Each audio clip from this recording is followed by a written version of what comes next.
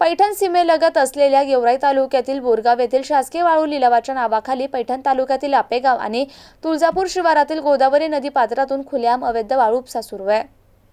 या वाळू चोरीकडे महसूल आणि पोलीस प्रशासन कानाडोळा करत असल्याने वाळू तस्करांनी धुमाकूळ घातलाय। या बिनदिक्कत सुरू असलेल्या वाळू चोरीमुळे शासनाचा दररोज लाखो रुपयांचा महसूल बुडतोय।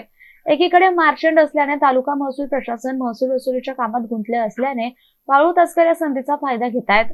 पैठण तालुक्यातील आपेगाव गोदावरी नदी पात्रापलीकडे हाकेच्या अंतरावर गेवराई तालुका लागतो। बोरगाव नावाचे गाव गोदावरी तीरावर आहे। या गावालगत पैठण तालुक्यातील आपेगाव हे गाव आहे।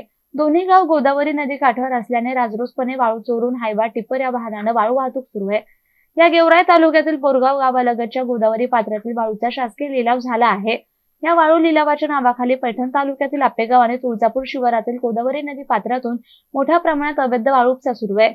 या चोरीकडे पोलीस आणि महसूल प्रशासन जाणून बुजून दुर्लक्ष करत असल्याने शासनाला मोठा आर्थिक फटका बसतोय। या अवैध वाळू चोरीकडे महसूल आणि पोलीस प्रशासनातील वरिष्ठ अधिकाऱ्यांनी लक्ष घालावे अशी मागणी परिसरातील शेतकरी वर्गातून होतीये। गौतम बनकर, MCN न्यूज, पैठण।